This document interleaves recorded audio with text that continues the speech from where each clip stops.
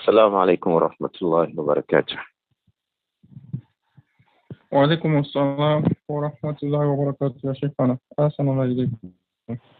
أمين وإياكم أبا يوسف. How are you? الحمد لله بخير. Can we go on with this class? نعم يا شيخنا. إن الحمد لله نحمده ونستعينه ونستغفره ونعوذ بالله من شرور أنفسنا وسيئات أعمالنا. من يهده الله فلا مضل له ومن يضلل فلا هادي له. أشهد أن لا إله إلا الله وحده لا شريك له وأشهد أن محمدا عبده ورسوله صلى الله عليه وآله وسلم. أما بعد. Our last readings from our book Al-adabul mufrad by Al-Imam al-Bukhari rahimahullah Abu Abdullah have had to do with the relationship between we the Muslims. In the last chapter, which has hadith 417, Al-Imam al-Bukhari said rahimahullah, Babu man kariha amthal as-saw. Babu man kariha amthal as-sawi.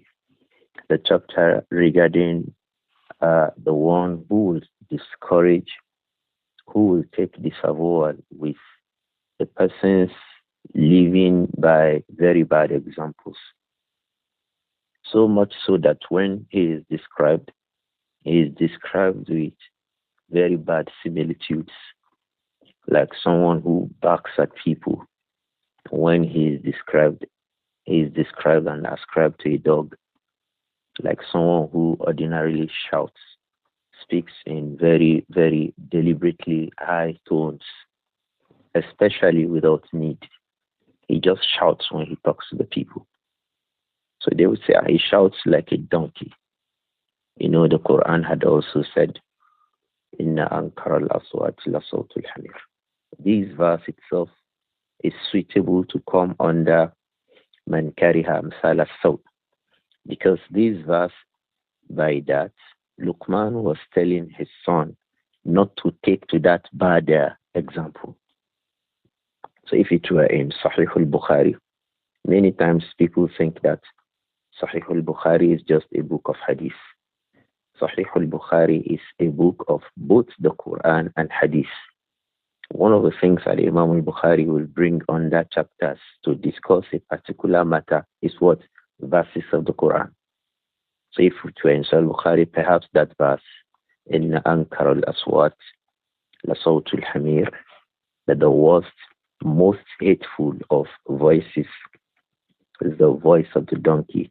Perhaps that verse would come under this chapter heading, because that verse is warning us not to take to bad examples.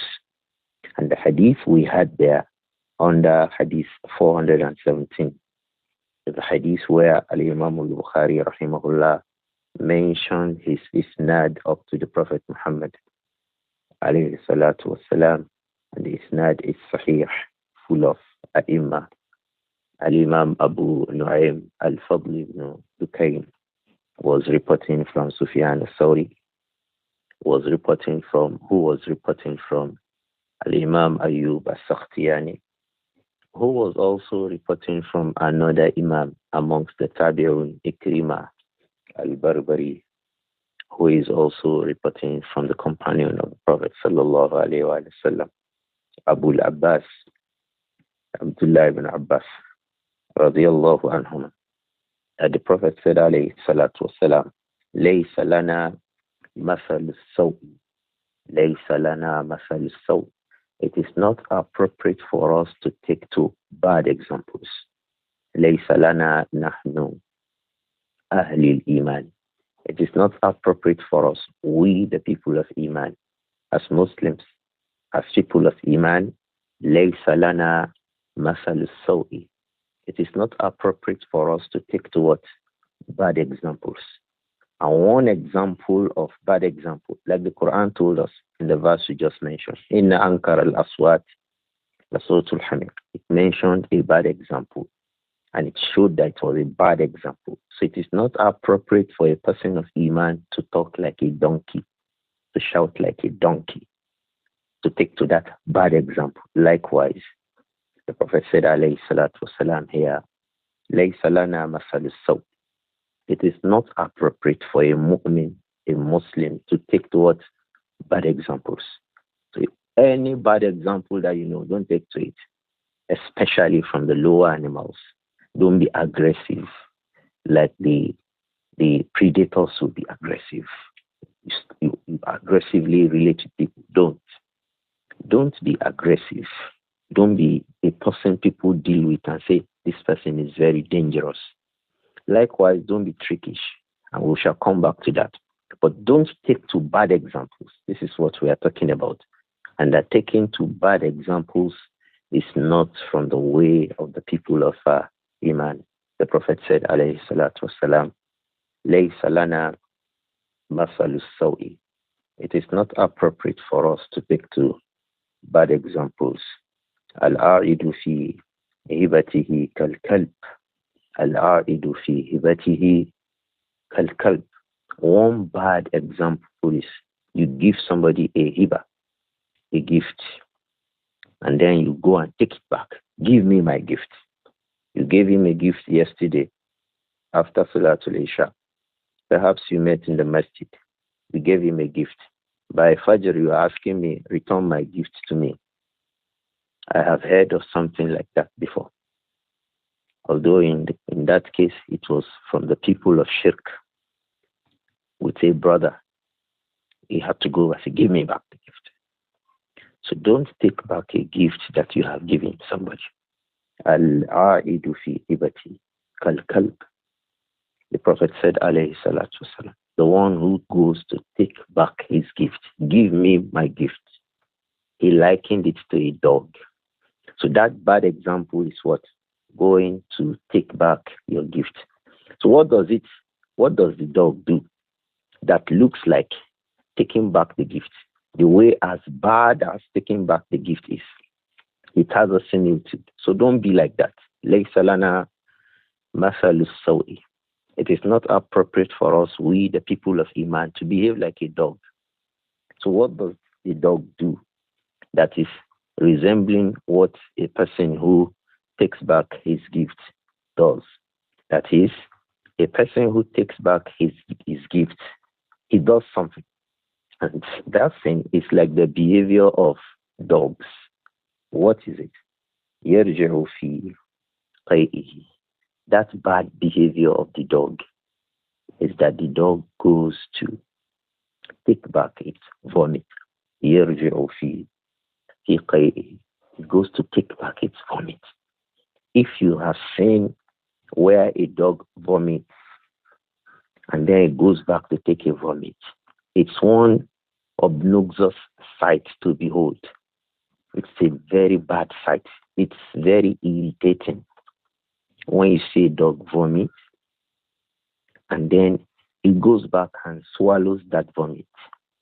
This is bad. Now, the going back of a dog to take a vomit, there's a bad thing too that people do that is like that. What is that bad thing? Taking back your gift. So taking back your gift is similar to what? Taking a dog's taking back its vomit. So the Prophet said, alayhi salatu wasalam, laysa lana masal sawi. It is not appropriate for us to take to bad examples. So don't take that bad example from a dog. What is that bad example? Taking back your gift after you had already handed it out to someone as a gift. Now go take it back. In the last class, there is an exception to this rule, but I did not remember to mention it. As soon as the class ended, someone called me and was asking about it. So I thought to mention it, inshallah, while revising that hadith this morning. And that is what occurs in the riwayah of Al-Imam Abu Dawud of this hadith, where the Prophet said, sallallahu alayhi wa sallam, إِلَّا الْوَالِدِ فِيمَا يُعْطِي وَلَدَهُ إِلَّا الْوَالِدِ فِيمَا يُعْطِي وَلَدَهُ. The exemption to this rule is that of the father. When a father gives his son a gift, he can take it back. In that report in Sunan Abi Dawud, the Prophet sallallahu alayhi wa alihi wasallam also said it is not appropriate. لا يحل لرجل أن يعطي عطية. It is not appropriate for an individual to give a gift. The Prophet said so sallallahu alayhi wa sallam. فيرجع فيها, and then he goes to take it back. So he said إلا الوالد فيما يعطي ولده, except the parent, the father. So some say both parents. But here he says, alayhi salatu wasalam, the exemption to this rule. The Prophet said, alayhi salatu wasalam, illa al-walid, except the parents. The parents can take back what they give to their children. So it is not appropriate to take back a gift except when the parent takes back the gift from his child. You give your child a gift, you can take it back if you want. Give him a cap. Come. You like this cap? Yes, take. Start wearing. Jazakallah khair, Abu, Jazakallah. Hey, come. Give me back. Let that child not say to his father, why are you going back to your vomit? Because the father does not belong in that category. How do we know? The Prophet said, alayhi salatu wasalam, the exemption to that is al-walidu, the father, fima yu'ti waladahu, regarding what he gives to his child. So if a father takes back his gift from his child, he has not gone back to his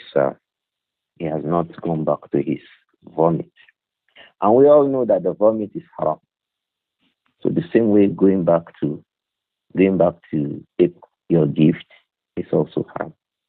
That's why one of the tabi'un, rahimahullah, al-Imam Qatada ibn Di'ama as-Sadusi, he will say that وَلَا نَعْلَمُ الْقَيْءَ إِلَّا حَرَامًا وَلَا نَعْلَمُ الْقَيْءَ إِلَّا مَذَا حَرَامًا. And we don't know the vomit to be anything except something that's prohibited for us to eat. A human being cannot vomit now and begin to take back what he has vomited. So the same way, it is not appropriate for you to give a gift and start taking back the gifts, illa al-walid, except the father, fima yu'ti waladahu, regarding what he has given to his child. There is another hadith that points to the fact that the father is an exception. You remember that companion that the Prophet said, alayhi salatu wasalam, to him, Anta wa maluka li abika. Anta wa mada wa maluka liman li abik. So if your father gives you a gift and then he takes it back, it's like return, it came back to him. It's like it's his own. It is still within the confines of the things that the Sharia has ascribed to him.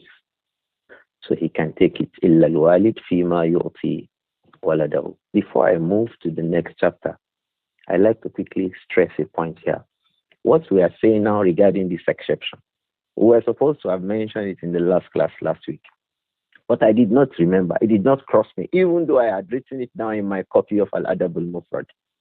I did not read it. I wrote it down. I said, Illa al-walid fima yu'ti waladahu. Dal.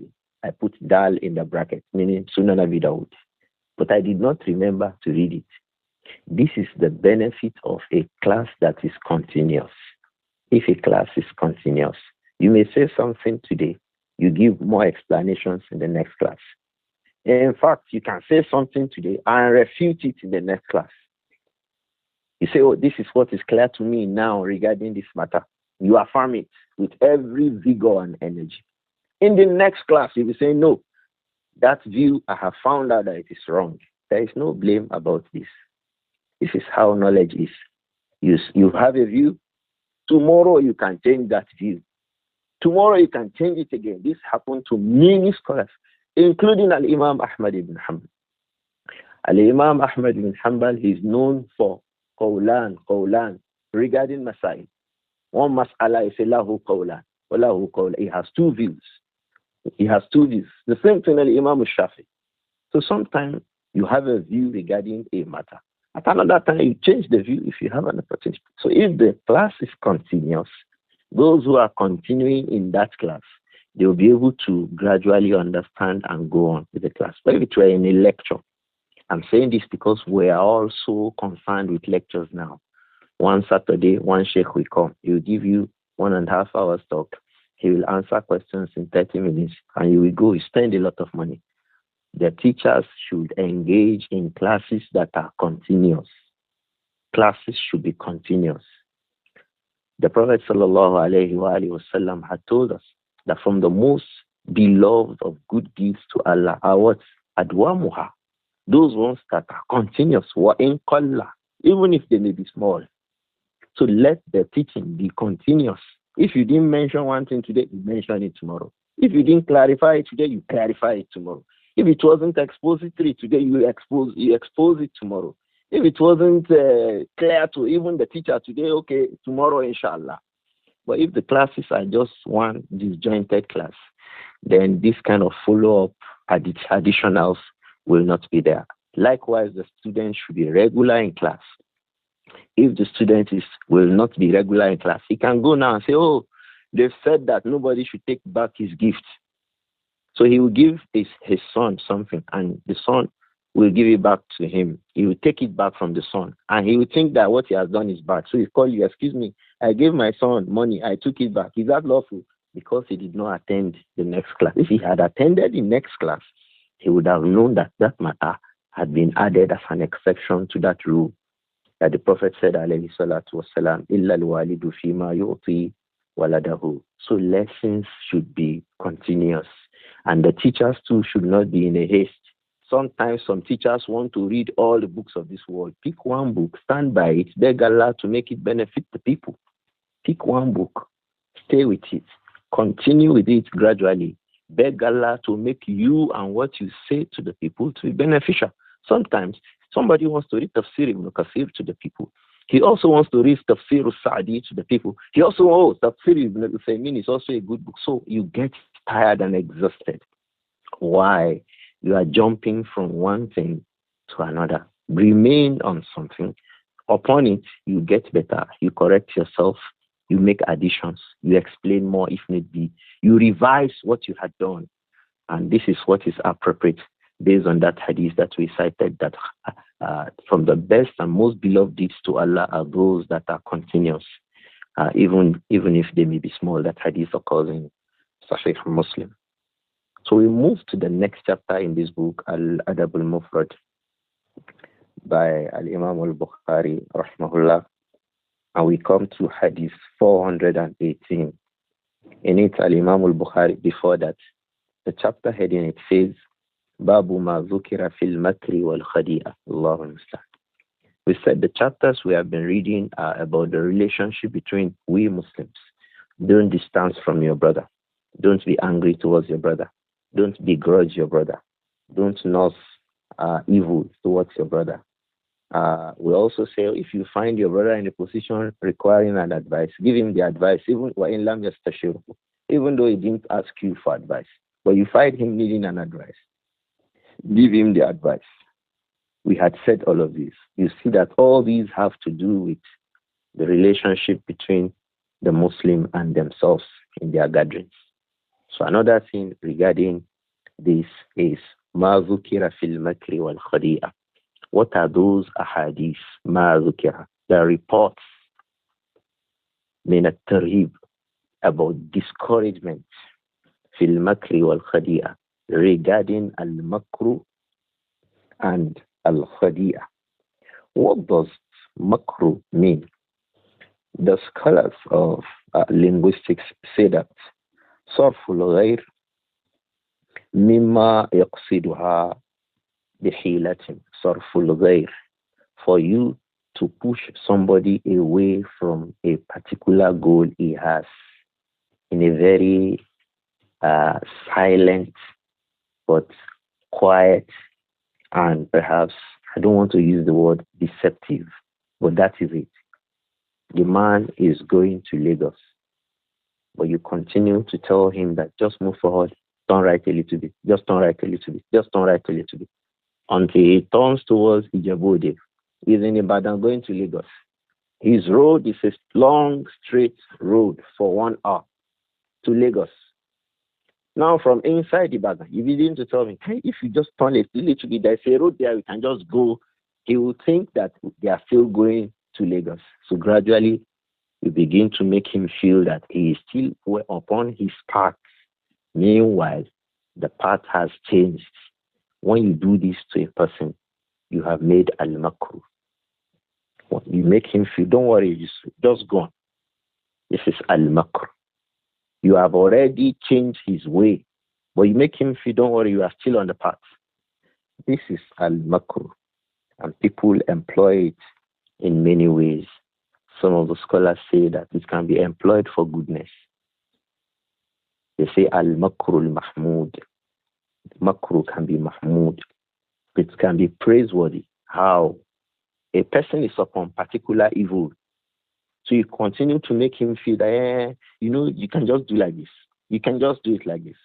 He thinks that he's continuing upon what he is doing, but you are actually pulling him away from evil onto the path of goodness. So they say this makruh is mahmud. This makruh is what? Mahmud. But this is not what we are talking about here. It is al-makruh al-mazmum that we are talking about. The makruh that we are talking about is the one that is what? Blameworthy.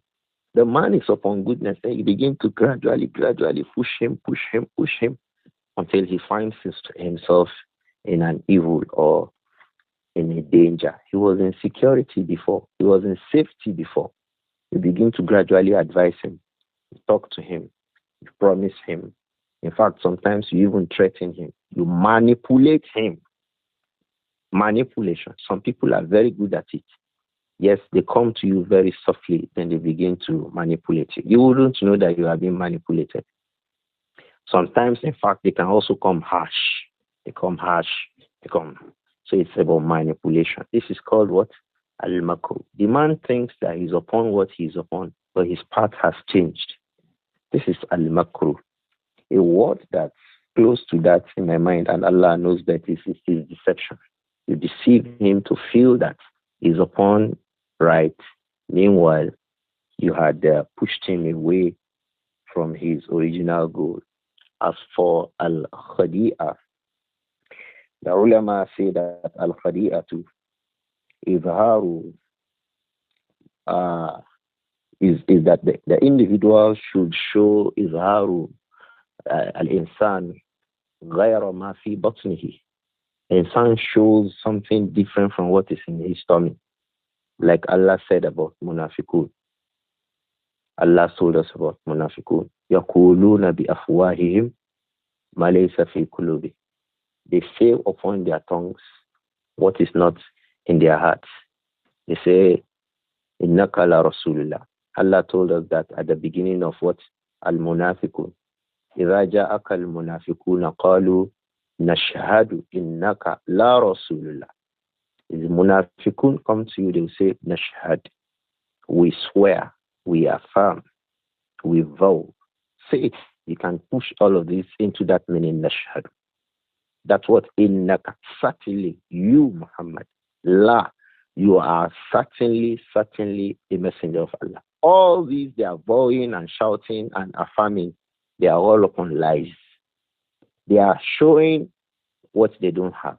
يَقُولُونَ بِأَفْوَاهِهِمْ مَا لَيْسَ فِي قُلُوبِهِمْ. The scholars say this is the meaning of al-khadi'ah. Now, if you look at al-makruh and al-khadi'ah, which one of them has a bigger meaning and which one of them has a smaller meaning? Al-makruh has a bigger meaning. Al-makruh has a big, makruh is wider, more dangerous. Makruh is wider. It includes the meaning of al-khadi'ah. So that's why sometimes both words are used as synonyms. Al-makruh and what? Al-khadi'ah. Al-khadi'ah is you tell him what you don't have in mind. I love you, but you hate him. This is al-khadi'ah. But as for al-makru, you are pushing him towards evil and he doesn't know. You are doing that stylishly and he doesn't know. So one of the approach to doing that may be al-khadi'ah. You'll be telling him, assuring him, and what you say is different from what you have in mind. People do this a lot in relationships, whether inside the family or outside the family. They'll be smiling, but in their hearts is hurt and hatred against you. It may even be between a husband and a wife. The wife would feel that the husband has offended her. So for years, she can bury that grudge.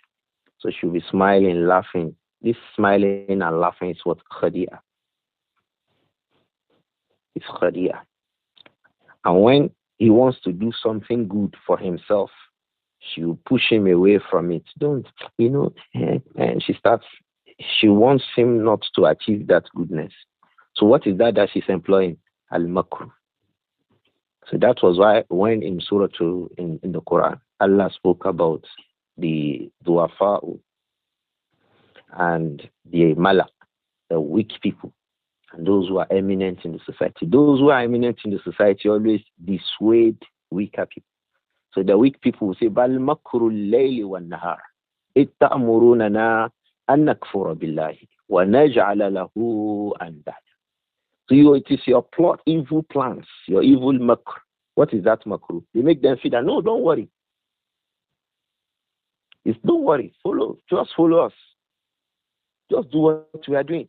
You're on the right path. You'll be guaranteeing them. Meanwhile, they are dissuading them away from the path of Allah. That is al-makru. That is why those people on the day of Qiyamah, when both parties will be arguing against themselves. So that is the meaning of al-makru. You'll be gradually pushing that person away. That also falls under what? Khadi'ah. Because one of the ways to do that is تُظْهِرُ لَهُ مَا لَيْسَ فِي قَلْبِكَ. You show to him what you don't have in mind. You'll be assuring him, don't worry, I'm with you. But you have evil in your mind. May Allah protect us. I hope that we get what al-makru and al-khadi'ah is. These two things are both prohibited. You can see us mentioning munafiqun regarding them. They are not from the things of the people of Iman. So that's why the Prophet ﷺ, when he spoke about munafiqun, what did he say about them? He says, إِذَا حَدَّثَ كَذَبَ. When he tells you something, he lies. He knows that he's lying. That's why he says, إِنَّ الْمُنَافِقِينَ لَكَاذِبُونَ. In Al-Munafiqun, the first verse. They are telling the Prophet, إِنَّكَ لَرَسُولٍ. Allah says, وَاللَّهُ يَعْلَمُ إِنَّكَ لَرَسُولُهُ وَاللَّهُ يَشْهَدُ إِنَّ الْمُنَافِقِينَ لَكَاذِبُونَ. So, إِنَّ الْمُنَافِقِينَ لَكَاذِبُونَ. One of the ways of the people of hypocrisy, nifaq, is al-kadhib. They lie a lot. So, the meaning of that is, this will come under what? Al-khadi'ah. Because that is from the aspects of showing what is not from them. Do you understand? They show what is not inside them. They show to you something else. They tell you something, but they have something else in mind. This is al-khadi'ah. But it can also come under what? Al-makru. We have said that al-makru is a wider word than al-khadi'ah, and they have slightly different meanings, as we have tried to explain. Al-Imam al-Bukhari has reported to us in this book, Al-adabul mufrad, one hadith about al-makru and al-khadi'ah.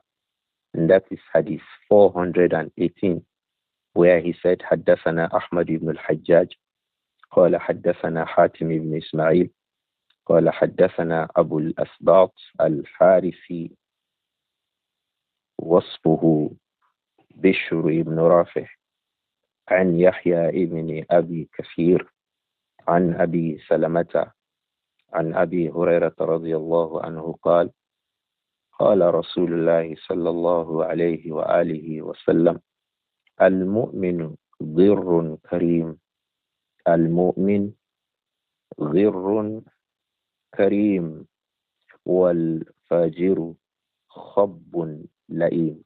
You can find it as خب la'im. Khibbun, khubbun. There are two words and their meanings are exactly the same. Khibbun and what? Khubbun.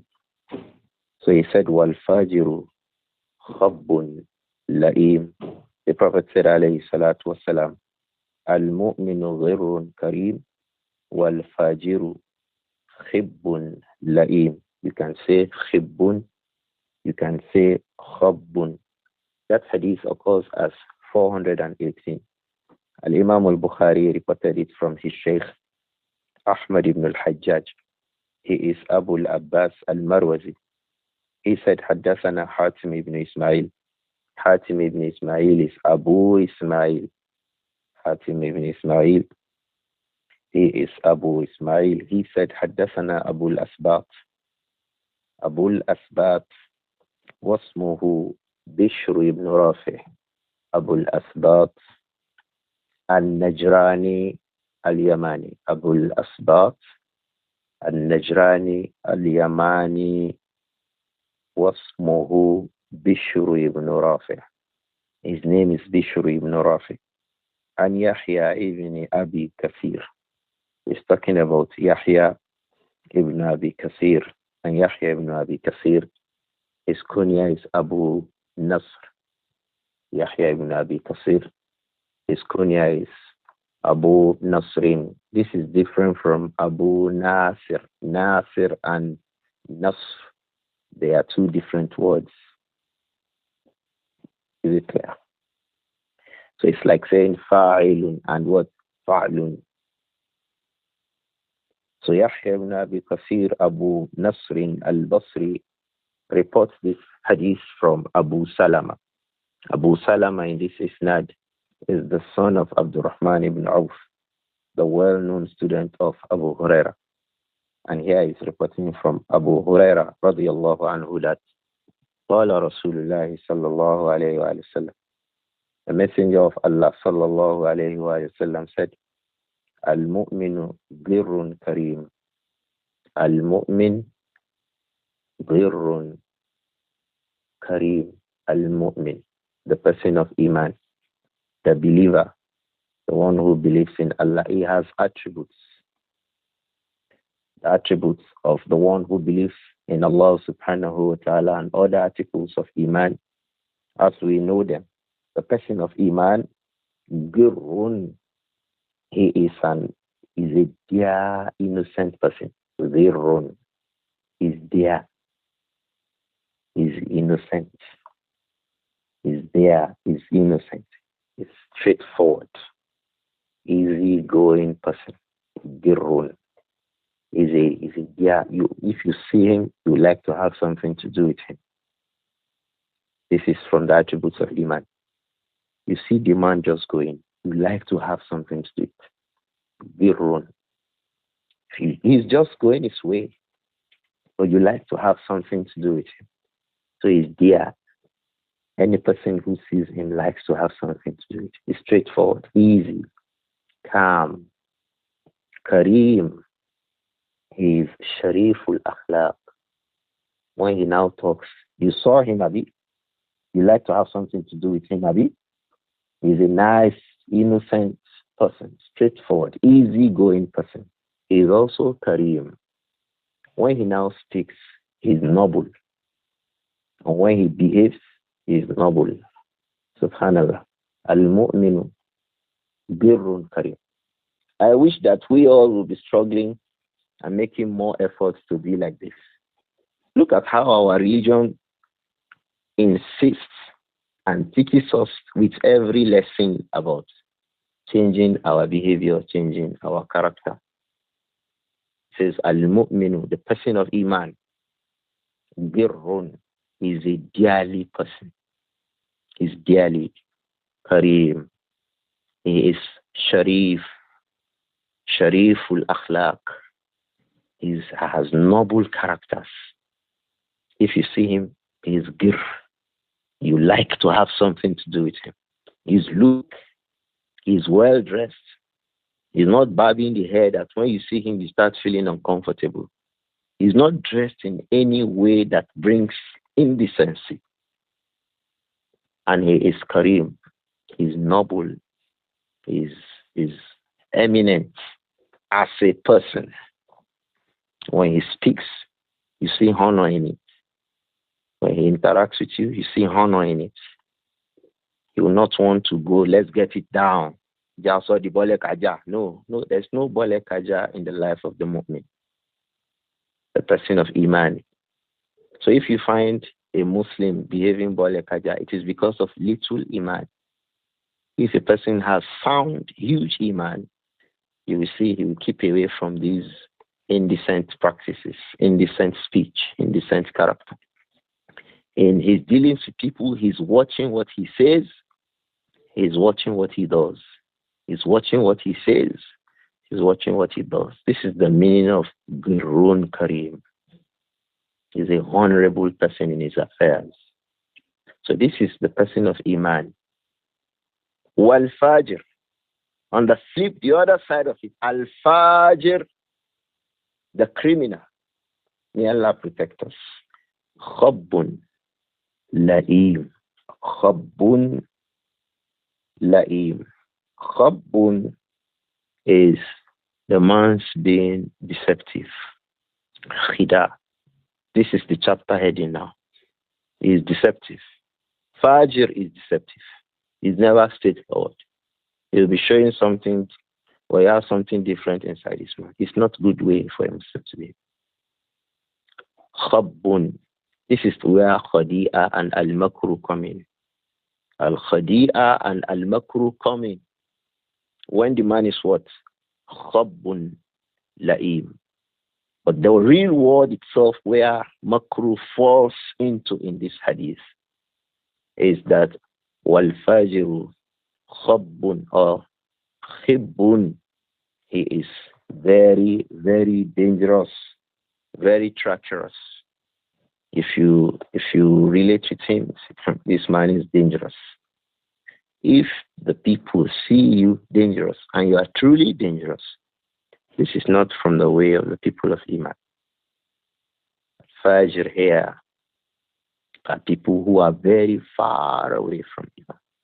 They could still be Muslims and they could still be people who are outside Islam. But the point is that they are far away from Iman. Far away. When a person is called Fajr, it's criminal. I don't know a better word to use. So from the attributes of criminals is that they have what? Khadi'a and what? Al-Makru. Very deceptive people. Some people call it diplomacy. Diplomacy has its place. Like when we said Al-Makru, there is Al-Makru al-Mahmud. The Makru that's praiseworthy. Why is it praiseworthy? You are gradually, indirectly, consciously, gently, quietly turning that man away from evil to goodness. You are pushing him gradually until he turns. It is from the aspects of Al-Makru, but this is good Makr towards goodness. All that you want Khadi'ah. Non-Muslims, Kufar, Mushrikun, they're in a war with Muslims in a valid, well-established jihad that follows the rulings of Islam, as the scholars repeatedly say. You can't mention jihad except that all the conditions are fulfilled. So let's take note of this. So if in the jihad, non-Muslims meet a Muslim on the way and ask, where is the Muslim army? Yuzhiru ma laysa fi qalbi. What is in his mind is that he knows where the Muslim army is, but he must not tell them. So he tells them something else. Do you understand? He can even tell them to take a way that will dissuade them from going to where the Muslims are. But this is also from Makkah. That's why it's a common statement that Al-Harbu Khid'ah. War itself is what? If you want to translate Khadi'ah now, here Khid'ah, you will say strategy. You will not say deceit. Because this has to be employed. So it has different places. where these things are employed, as we explained at the beginning.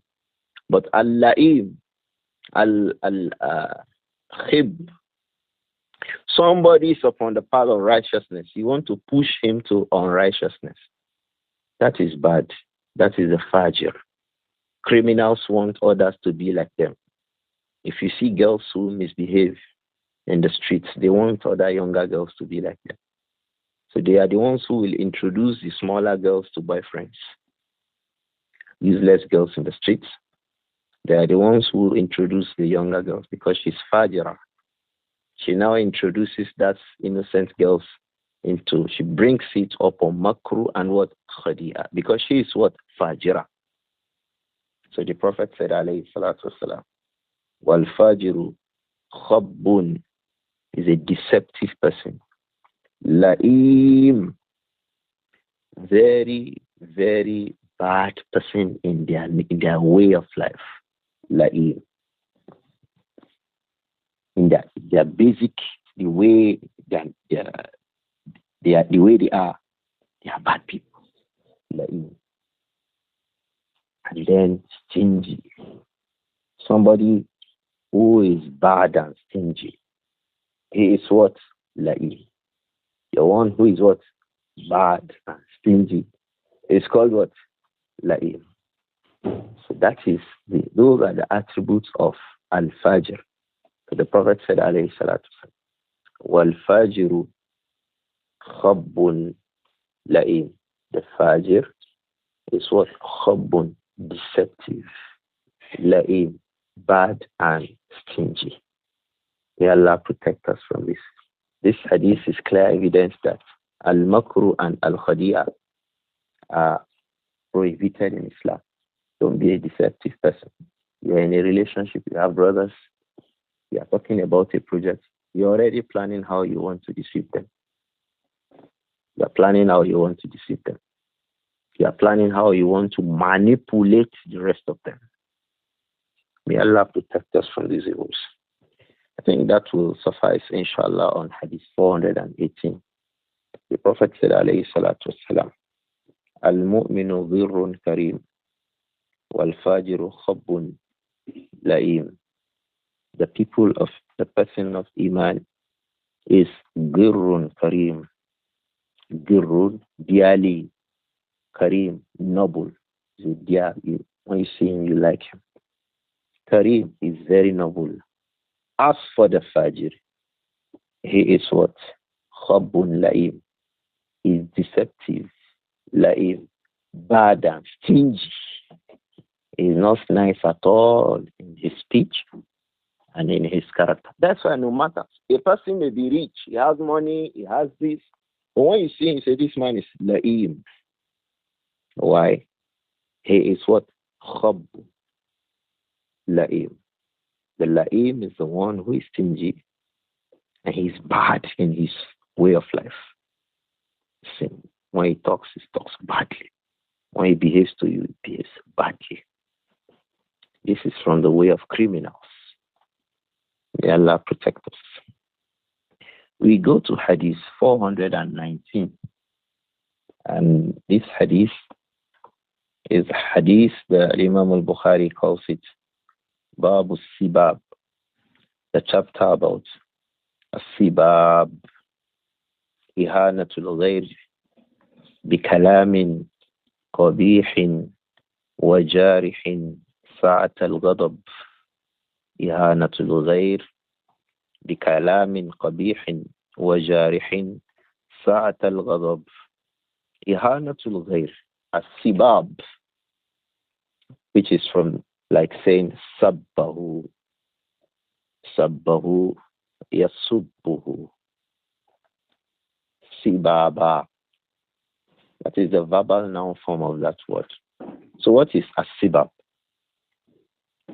As-sibab is ihanatul ghayr. When you disgrace and demean another person, bikalamin qabih, with very bad demeaning speech. You say bad speech to him. Wajarihin. You say something to him to disgrace him, to bring him down. You say something that will impugn on his personality. You just want to disgrace him. You don't want any other thing than that. بِكَلَامٍ قَبِيحٍ وَجَارِحٍ. You just say something to disgrace the person. The scholars say whether that person has that thing or not. Many times people want to disgrace people when they insult them and abuse them.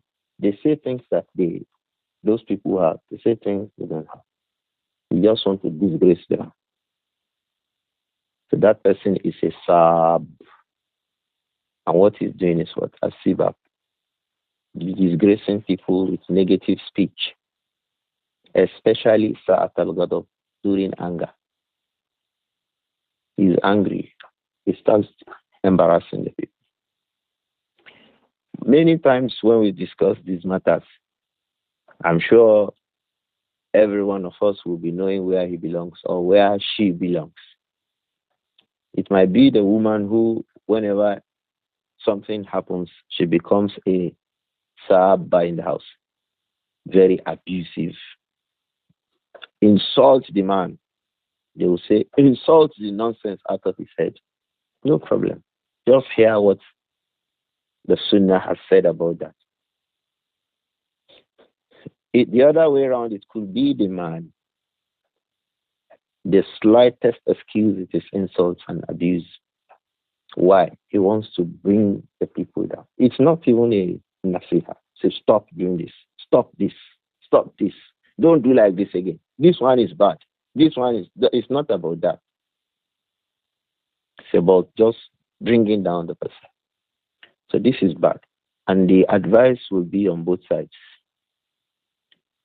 It is very wrong to be abusive, insulting, demeaning the people and disgracing them. Very bad.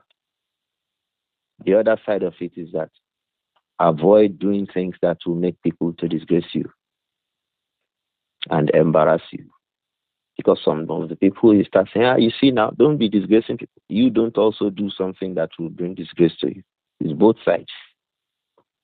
The only thing is that what we are discussing today is the one who wants to disgrace a man. You want to disgrace somebody. You want to insult him. Somebody was disgraced recently. Somebody told him, you are irresponsible. By the following day, he sent a resignation letter to his place of work. 2 days after, he resigned. He resigned. So you can imagine what statements of disgrace do to people. When you disgrace him, he will just, he becomes uncomfortable with himself. A man, he was insulted, abused. He resigned from work. So for the sake of Allah, let us be careful about this.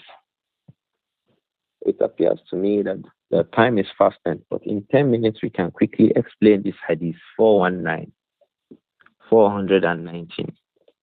In it, Al-Imam al-Bukhari said, rahimahullah, حدثنا محمد بن أمية قال حدثنا عيسى بن موسى عن عبد الله بن كيسان عن إكرمة عن ابن عباس قال استب رجلان على عهد رسول الله صلى الله عليه وآله وسلم فسب أحدهما والآخر ساكت سب أحدهما والآخر ساكت والنبي صلى الله عليه وآله وسلم جالس ثم رد الآخر فنهض النبي صلى الله عليه وآله وسلم فقيل نهضت قال نهضت الملائكة فنهضت معهم إن هذا ما كان ساكتا ردت الملائكة على الذي سبه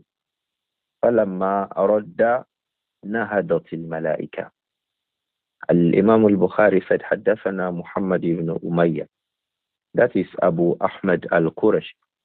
قال حدثنا عيسى بن موسى, the Shaykh of Al-Bukhari in this hadith, Muhammad ibn Umayyah, Abu Ahmad al-Qurashi, He is reporting this hadith from Isa ibn Musa.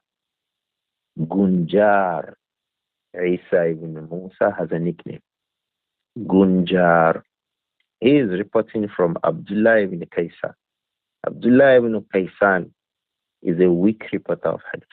Abdullah ibn Kaysan in this isnad reporting from Ikrima al-Barbari. Abdullah ibn Kaysan is a weak reporter of hadith. Is the one who was graded weak, for which Al-Imam al-Albani rahimahullah mentioned the hadith to be weak. But like I've always said, there is one of the scholars who also wrote about Zawa'id al-Adab al-Mufrad al-Sahihayn. Zawa'id al-Adab al-Mufrad, Al-adabul mufrad. It has Zawa'id. It has ahadith that are not in Bukhari and Muslim. So he titled it Zawa'id al-Adab al-Mufrad al-Sahihayn. The author graded this hadith to be Hasan and cited another isnad that occurs in the Musnad of Al-Imam Ahmad. That isnad is also slightly weak. What he mentioned and concluded in his Zawaid al-Adab al-Mufrad al-Sahihain, he concluded that the two reports would strengthen one another to make an authentic hadith, at least Hasan. But here Al-Imam al-Albani, based on this isnad, he grades this hadith to be weak. So the list of what we can find from it is that it will discourage us from as-sibab, as we can find in other asar and other hadiths under that chapter heading. So Ikrima al-Barbari, the tabi'i in this hadith, reports from Abdullah ibn Abbas, who said that istabba rajulan ala ahdi Rasulillah sallallahu alayhi wa sallam. Two men, istabba, two men, the two of them went into insulting themselves. This one said this one, the other one abusing, this one abusing. Because these are human beings, like the rest of the human beings. So things that happen to human beings happen to them. They become hungry, radiallahu. They become thirsty, radiallahu. So other things that happen to human beings happen to them, such as anger, because they are human beings, radiallahu anhu. So, istabba rajulani ala ahli Rasulillah. Two persons, two men, insulted themselves during the time of the Prophet sallallahu alaihi wasallam. How did it happen? Sabba ahaduhuma wal akharu sakit. It started that one of them was insulting the first one, while the first one was silent. How did it happen that the two of them insulted themselves? It happened that one of them was first insulting the first, the other one, wal akharu sakit. The second one was silent. Wal nabiyyu jalisu. And the Prophet was sitting there, alayhi salatu wasalam. Thumma radda al-akhar. Then later on, the second one began to reply. So it became the two of them now. Do you understand? We said two men abused themselves, insulted themselves. Now, how did it start? It started that one started it. The Prophet was sitting down, alayhi salatu wasalam. When the second one replied, فَنَهَدَ النَّبِيُّ صَلَّى اللَّهُ عَلَيْهِ وسلم. The Prophet stood up, alayhi salatu wasalam. فَكِيلَ نَهَبْتَ. It was said to him, alayhi salatu wasalam, نَهَبْتَ. You are standing up, messenger, or you stood up, O messenger of Allah. قال. The messenger was reported to have said, نَهَدَتِ الْمَلَائِكَةُ فَنَهَدْتُ مَعَهُمْ. The angels stood up, so I stood up with them. It was said that the angels stood up. I stood up with them. In that report that I referred to earlier in the Musnad of Al-Imam Ahmad, it was said that it was Abu Bakr and Siddiq that the man was abusing. So he kept quiet looking at him. He did not say a word to him. So, but like we said, that singular isnad itself is daif. Just like this singular isnad itself is what? Daif. The other isnad, if I remember, is mursal. This isnad, as is in before us, is what? Daif.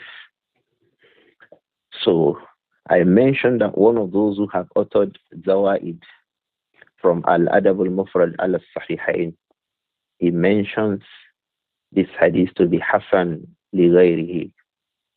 So it was said that the man was Abu Bakr al-Siddiq, even though that chain is not authentic. So when the other one began to reply, the Prophet stood up, and when he was asked, alayhi salatu salam, he said, Nahabatil malaikatu fanahabtu ma'ahum. The angels stood up, and so I stood up with them. Inna hadha ma kana sakitan raddatil malaikatu ala alladhi sabbahu. This one, meaning the second person, when he was silent, ma kana sakitan, for the time, for as long as he was silent, raddatil malaikatu ala alladhi sabbahu. The one who was abusing him, the angels were replying that one. Party A, Mr. A was abusing B when B was silent. For as long as he was silent during that abuse, this hadith says that the malaika, they were the ones answering him. So take it to say, you are mad. They will answer him on his behalf, so to speak. They will answer him. When he was silent, they were answering him. فَلَمَّا رَدَّ. When the man answered for himself, نَهَبَتِ الْمَلَائِكَةِ. The angel stood up, so I stood up too. Why the Prophet stood up, the angel stood up. So he stood up, alayhi salatu wasalam. So the lesson is, we all must learn to be able to stomach insults sometimes. We must learn to behave as if we did not hear. Arabs would say that, if Allah tries you with a feuding party, la khalaqa lahu, is a shameless person. He doesn't care. He can say any word to you. فَكُنْ كَأَنَّكَ لَمْ تَسْمَعْ. Behave as if you did not hear anything. وَلَمْ يَقُلْ. Behave as if he didn't even say anything. Just behave, just ignore it, as if you didn't hear. This is one of the lessons from this narration. The other lesson from the narration is that response from the Malaika will definitely be worse than what the other person was saying. Why? Because you are just saying your own causes your insults may not be answered, but theirs are more answerable than yours. So it's at the peril of the person who is insulting people. So the lesson is that don't also be insultive. Don't be a person who feels proud to bring people down in insult and abuse, whether you are writing to them, whether you are talking to them. Some people, they will say, even in preaching, they put insult in it. While inviting people to goodness, insult will be inside it. Some people package the insult and send it as innuendos. Those in the corporate world, you know what I mean. You send it as innuendos. So for the sake of Allah, let us avoid it as much as possible. The other side of it, like I said, is that you also avoid people insulting you and disgracing you. Don't do what you make the people insult and disgrace you. But even if now that happens, you against whom there was a negative speech and negative character, be patient. Avoid what? As sibab. And that's why the Prophet ﷺ, when he spoke about as-sibab, disgracing and bringing people down, he said alayhi salatu wasalam, that sibabul muslim fusuk. Sibabul muslim fusuk. When you insult, degrade, demean a Muslim, it is fusuk. It is from the aspects of criminality. So it is criminal to disgrace, demean a Muslim. So avoid it. Avoid it. Some people brag with it, with something they should avoid. I think we can stop here today. We'll continue from here, inshallah, in our next class. from this chapter on insulting and demeaning people. May Allah protect each and every one of us. Abu Yusuf or Abu Amir? No, Jazakumullah khairan, Shaykhana. Assalamu Abu Yusuf. Now, the first question reads, is taking back mah and other related gifts after divorce, is it connected to the prohibition of taking back gifts? Taking back mahar after divorce, because you said divorce, so I'll take it technical that you mean talaq. To take back mahar at talaq is haram. To take back mahar, if a man divorces his wife, he should not take it back. Allah says, "Ata'khudhunahu buhtanan." Will you take it back? That's a big evil. That's a bad thing. So don't take it back if it is talaq. But if it is khul'u, one of the procedure for khul'u is that the woman will give the man back what she has collected from him as the marriage gift, as the mahar. Now let's differentiate between al-mahar and ribat, gifts, other gifts. Before marriage, a man can be sending gifts. Upon an understanding with his wife to be proposed, hey, I will marry you. You will marry me? Okay. So yeah, buy me chair. Buys you chair. From the things we need to buy if you want to marry me is you buy me chair, you buy bed. So they start buying it as they do in the north. They call it kayan lehe. So you start buying kayan lehe. A richer person comes the following day and proposes to the girl. It happens a lot in the north. A richer man will come and propose to the girl. And then the girl will tell you, I'm sorry. I cannot, please continue. Thank you. I thank you for your cooperation so far. So when she says that all those beds and mattress and chairs that he has bought for you, just give him, return it to him. Return it to him. Why? It was given to you not just as an abstract gift. It was a gift that was connected to what? Marriage. Yes, a gift, but it's connected to something. So if that thing is not there, you return it. Some of the scholars have this view. If I remember, this is the view of many of the scholars in the Mazhab of Al-Imam Malik. Unless he says, okay, take it. I give you. So if it is so connected, but if it is mahar, you married the woman, brought her in the house, she's your wife, you gave her talaq, don't take back the mahar.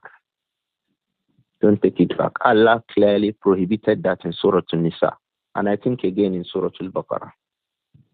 Don't take it back. But if it is a gift that's premised upon marriage, these gifts are gifts of marriage.